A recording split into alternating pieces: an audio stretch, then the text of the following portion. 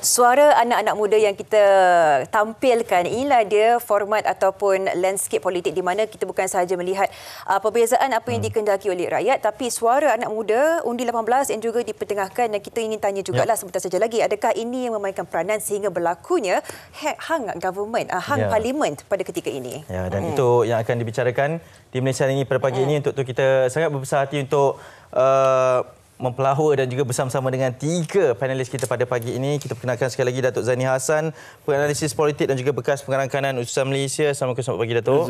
Dan seterusnya di sebelah kiri Datuk adalah Profesor Dr. Muhammad Azzuddin Muhammad Sani, penganalisis politik. Selamat datang, Prof. Terima kasih. Dan juga sekali lagi kami datangkan secara kesini ke sana ya, Cik Mujibu Abdul Muiz, penganalisis politik bersama kita sekali lagi. Selamat pagi semuanya. Mungkin soalan mukadimah kita sebenarnya, Datuk boleh mulakan apa yang berlaku sebenarnya pada PRU pada kali ini? Saya percaya ini kali pertama hang parlimen dalam sejarah kita, atau pernah berlaku sebelumnya, Datuk? Saya rasa pernah berlaku, tetapi apa yang kita nak tengok secara keseluruhannya, secara orang kata kesimpulannya lah, apa yang berlaku adalah sesuatu yang menarik. Ini sebagaimana saya cakap semalam, ini adalah satu proses kematangan, maturing proses telah berlaku dalam politik kita.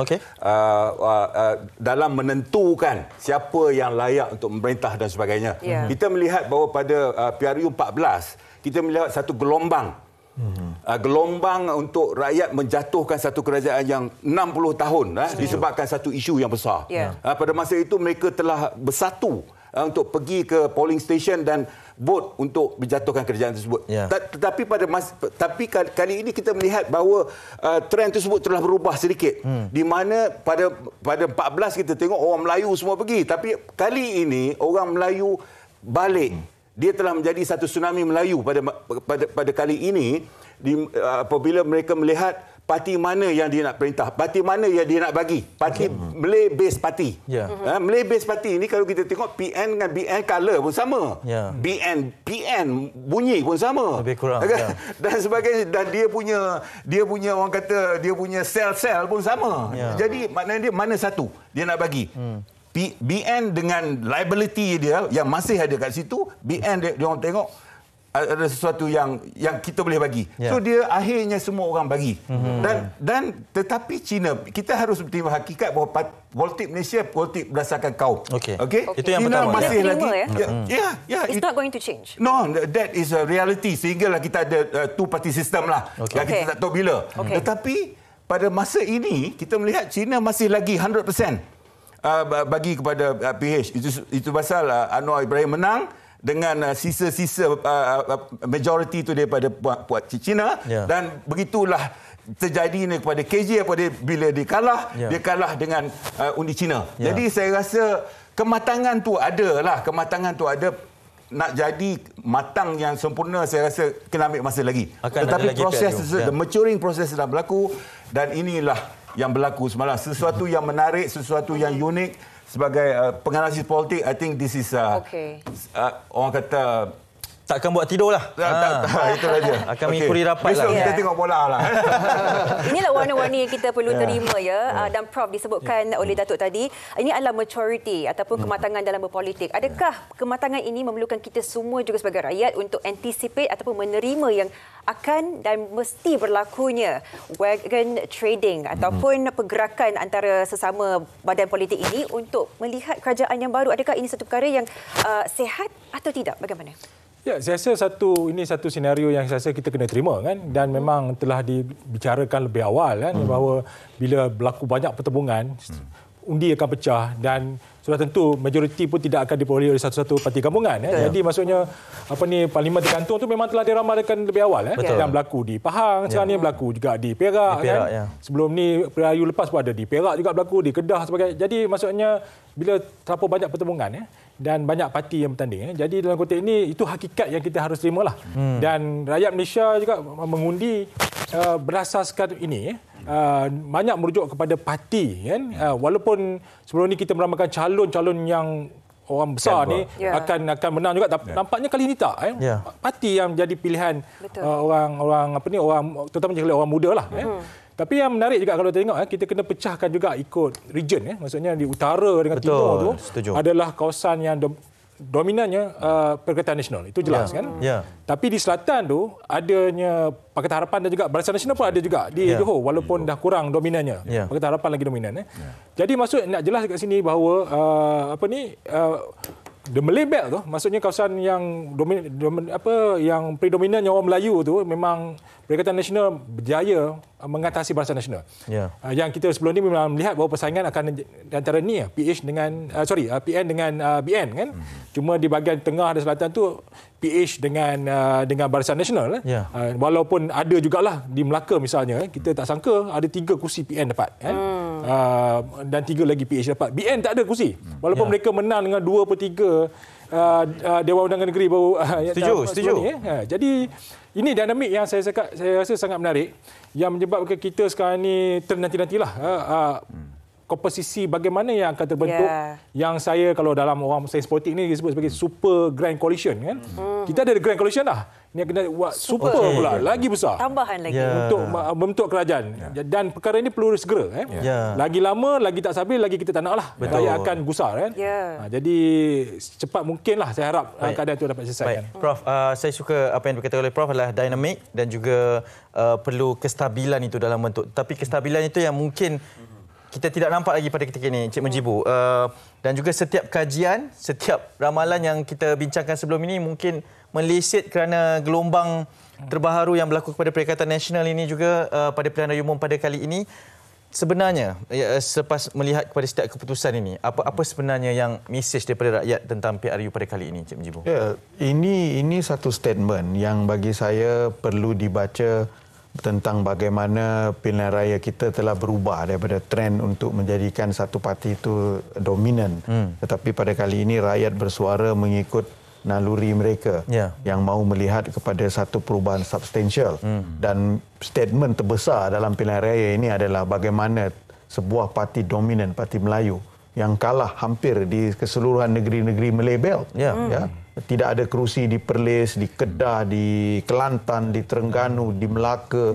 Hanya menang 5 di Negeri Sembilan, 9 di Johor. Ini satu statement yang saya rasa betul lah seperti mana yang Datuk Zaini katakan tadi. Datuk Zaini kata ini tsunami Melayu, memang tsunami Melayu lah. Tetapi sebenarnya apa yang disuarakan oleh rakyat itu kita wajar hormati. Cuma selepas ini yang terpenting sebenarnya dalam permainan politik angka dan pilihan ini adalah koalisi mana yang membentuk ini. Seperti mana yang dicongak oleh ramai pada ketika ini. Saya tetap berpandangan bahawa formula terbaik untuk melakukan kerajaan ini adalah mesti ada kerajaan yang didokong oleh Parti Melayu yang terbesar. Dan kalau diperhatikan, sudah tentulah Perikatan Nasional memiliki bargaining chip yang besar dalam hal ini. Kerana mustahil untuk mana-mana parti membentuk satu koalisi kalau caveatnya itu terlalu besar, terlalu tinggi kepada parti-parti lain. Sebagai contoh, bagaimana kita nampak paling mudahlah Pakatan Harapan dan Barisan Nasional sudah cukup untuk sampai 112. Tapi caveat DAP itu kuat sehingga kan pemimpin tertinggi Barisan Nasional Datuk Seri Syamudin kata kalau jadi sayalah orang pertama akan tarik handbrake. Itu sudah 3111 kan. Dan kalau kita tengok daripada congakan asas yang kita buat daripada 5 senario ini yang kita boleh fikirkan. Memang jelas Perikatan Nasional memiliki kelebihan dalam segala komponen kerana mereka ada bargaining chip yang kuat dan sudah tentu ini lebih merefleksi kepada keputusan PRU 15 ini, Tsunami Melayu. Berbanding dengan Pakatan Harapan, kalau kita slash kerusi Melayu dan kerusi bukan Melayu, dia jadi kurang. Jadi sukarlah kalau Pakatan Harapan ni untuk berunding dengan mana-mana parti dengan membuang separuh kekuatan itu. Tetapi kelebihan Pakatan Harapan memiliki Datuk Seri Anwar Ibrahim yang saya rasa lebih kredibel, lebih meyakinkan untuk menjadi Perdana Menteri. Tetapi itu saja saya rasa tidak cukup juga kerana kita harus lihat kabinet members itu. Kerana kalau kita mengambil pakatan terbesar membentuk kerajaan ataupun super grand coalition seperti mana ini, hasrat rakyat memilih pada ketika ini mahu melihat kabinet saiz yang kecil dan sudah tentu working kabinet itu. Dia tidak mahu kabinet besar. Jadi dilema juga pada pakatan-pakatan ini pakatan. Tetapi walau bagaimanapun tetap kita mesti ada 112 hari ini kerajaan mesti dibentuk kerana besok Isnin kita tak akan cuti, kita mesti kerja. Banyak sebenarnya cabaran yang kita akan bakal lihat untuk melihat coalition ataupun kerajaan baru ini. Dan sebelum kita meninjau lebih dalam lagi tentang caveat ini dan apa yang sebenarnya menjadi titik penimbang bagi setiap parti politik untuk menarik siapa yang mampu untuk membentuk, kita ingin menilailah secara lebih spesifiknya bagaimana kita melihat antara nama-nama besar tewas semalam, Datuk Zaini. Antaranya seperti Tun M sendiri, kali pertama dalam 54 tahun kalah, KJ, dan di Pematang Pauh, Nurul Izzah. Apakah sebenarnya landscape dan keinginan rakyat yang dapat kita lihat berdasarkan angka ataupun numbers ini, Datuk? Ya, saya rasa ini adalah sesuatu yang cukup menarik ya. Apabila kita lihat heavyweight Taiko ni kan kalah. Dan bagi saya bincang tadi dengan Prof dan sebagainya, ini adalah satu proses pembersihan pembersihan secara natural yang dilakukan. Kalau orang nak tolak dia orang tak mau keluar tapi dia dijatuhkan melalui proses demokrasi. Proses demokrasi yang tersendiri. Orang selalu berkata apa lagi Tun Mahathir. Kita respect dia. Kita respect dia sebagai seorang negarawan.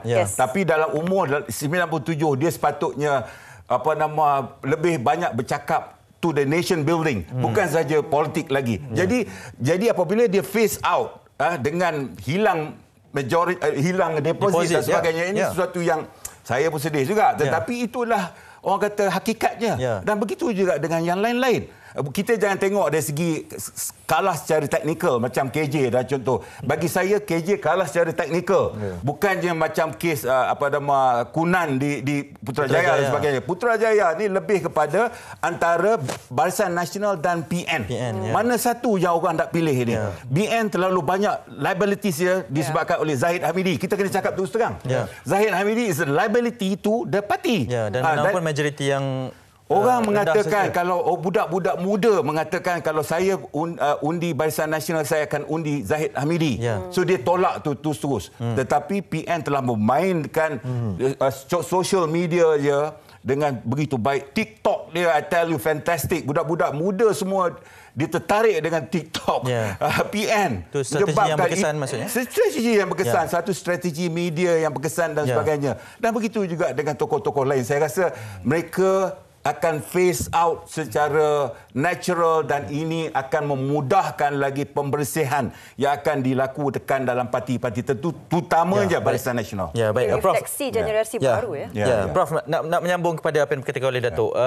Di Kelantan dan Terengganu, sapu bersih oleh PAS terutamanya, Tengku Razali Hamzah tewas, dan juga di beberapa kawasan-kawasan yang lain mungkin keterih juga antara menjadi tumpuan. Bagaimana kita melihat kepada penerimaan itu, Prof? Memang kita tahu dominasi yang sangat besar dan kuat Perikatan Nasional, terutamanya PAS kan, di dua-dua negeri ini. Kita memang tidak nafikan.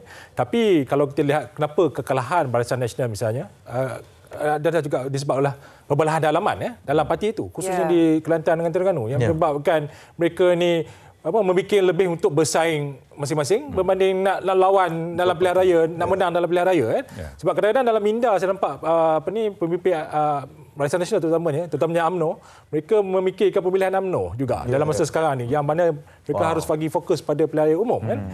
Jadi banyak percaturan itu merujuk kepada keadaan itu kan. Jadi tapi memanglah kalau cakap dari segi kempen kempen memang sangat berkesan. Memang saya nampak TikTok sangat dominasi. Walaupun nampak awalnya macam Syed Saddiq popular sebagainya, tapi dekat dalam minggu pilihan raya itu memang banyak TikTok yang dikeluarkan oleh ini. Dan saya rasa yang dijanjikan oleh Perikatan Nasional juga melalui manifesto juga banyak menjadi tarikan kepada golongan muda. Ada janji PTPTN-nya 25% diskaun, peluang pekerjaan 1.5 juta KWSP. Dan dalam sama juga ada kombinasi fear factor juga menakut-nakutkan orang juga komunisme lah, isu Cina lah sebagainya. Sebenarnya yang banyak beri sokongan ini adalah pengundi Melayu yang terutama muda. Ini yang memang satu tsunami ini berlaku sebab pengundi Melayu muda. 40 ke bawah yang memberi sokongan kepada Perikatan Nasional. Tapi jangan kita dalam konteks Melayu ya itulah. Tapi kalau di Perikatan Harapan pula kan, kenapa dia mendahului sekarang ni? Kerana faktor bandar. Bandar dan bukan Melayu masih lagi, dan ada urban Malay Melayu bandar juga yang beri sokongan kepada Perikatan Harapan. So ini yang saya rasa dinamik ini sangat menarik nak lihat dalam konteks politik Malaysia, yang mana ia membawa kesinambungan lah kepada keputusan yang ada sekarang ni. Dan saya rasa rencamnya nanti nak dalam untuk kerajaan lah. Sama ada kerajaan yang diwujud tu akan mewakili semua bangsa ke, ataupun hanya satu bangsa yang dominasi ke, atau bagaimana? Itu kita kena nantikan. Dan pecahan-pecahan negeri juga untuk dipilihkan, termasuk Sabah dan Sarawak. Dan Profesor sebutkan tadi kan, bagi BN pula ada banyak begitu konflik dalaman dan juga banyak faktor ini disebutkan tadi. Encik Mujibu, kita melihat kekalahan BN kali ini yang paling teruk dalam sejarah pada ketika ini. Bagaimana kita ingin menilai sama ada ini benar-benar apa yang disebutkan segala faktor ini disebutkan oleh Prof tadi, ataupun kerana kita melihat angka bagi pengundi sangat tinggi kali ini. Mengapakah kita masih melihat orang kata keputusan pengundian yang agak serupa ataupun sangat rendah? Bagaimana kita boleh melihat satu transisi daripada angka yang ditunjukkan oleh BN sendiri? Ini jelas satu kekalahan yang bagi saya terlalu teruk kalau dibanding dengan 2018. Dan kita juga tidak boleh menolak faktor bahawa Barisan Nasional pernah mendapat kembali momentum apabila Najib meletak jawatan dan Najib bergerak secara solo, mungkin kerana kepimpinan Najib itu sendiri dengan fenomena bosku dia mendapat momentum yang baik. Jadi kita tidak boleh menolak bahawa mungkin ada faktor, mungkin kita berhadapan dengan dua senario, di mana faktor-faktor yang berlaku pada PRU15 ini akan memberi kita satu indikasi bahawa kita berhadapan dengan pengundi yang very progressive and very wild, seperti mana yang kita bincangkan semalam. Satu. Kedua, bila mereka ini very progressive and very wild, keputusan-keputusan itu banyak dilakukan berdasarkan keputusan-keputusan yang impromptu, pengundi muda ni. Jadi setiap parti politik pada ketika ini dia harus merancang satu strategi. Bukan saja melibatkan natural housekeeping seperti mana Tok Zaini katakan tadi. Tetapi juga perlu melihat kepada strategi-strategi masa hadapan yang boleh menangkap imajinasi pengundi-pengundi muda ini. Bukan sekadar TikTok sahaja. Tapi kita berhadapan dengan satu pengundi yang saya rasa dia mengamati benda-benda ini dan pengamatan mereka itu tidak boleh ditentukan sehinggalah mereka berada di kotak undi. Betul. Ini satu angkubah yang saya rasa parti politik kena terimalah. Kenapa? Kerana kita lihat bagaimana beraninya pengundi ini, liarnya pengundi pada ketika ini. Nama-nama besar itu dikorbankan. Setuju. Ditolak. Setuju. Terlalu banyak. Kalau kita bayangkan pembentukan kabinet, kita akan berhadapan dengan kabinet yang totally new. Yang kita kata kita tidak tahu siapa mereka ini, apa kebolehan mereka. Kerana di atas kertas memang kita kata calon KJ lah boleh menang. Tapi KJ now is gone. Iza is gone. Jadi kita kata yang pengalaman yang kita kata orang yang progresif, yang dinamik, yang kita harap menjadi wajah Malaysia pada satu ketika nanti. Sekarang ini sudah tidak lagi berada di dalam mainstream itu. Ini satu pertimbangan. Direhatkan sebentar. Direhatkan. Kita pegang kata-kata Datuk ni. Dan ada macam-macam cara boleh dimasukkan. 2016 betul atau tidak mereka ini berehat. Kerana saya yakin generasi-generasi baru dan kepimpinan baru yang akan naik ini mungkin akan memberi kita lagi kejutan dengan ini, kerana pada tempoh mencabar dengan mereka yang bersemangat ini mungkin kita akan mendapat yang baik. Jadi cabaran kepada mereka untuk kembali itu berkali sedikit sukar. Kerana waktu yang sukar akan melahirkan pemimpin-pemimpin yang lebih berwibawa. Saya percaya juga perkara itu. Okey, ini yang perbincangan yang kita mahukan. Kita akan lebih banyak berbicara berkenaan dengan segala kemungkinan. Datuk Zaini juga ada pelbagai formula yang ingin diperkenalkan berkaitan dengan pembentukan kerajaan yang berkemungkinan untuk berlaku. Kita berhenti seketika. Sebab itu kita akan terus memasuki apakah antara butirannya untuk kita melihat pengiraan bagi Parlimen tergantung ini. Segalanya dalam Malaysia hari ini.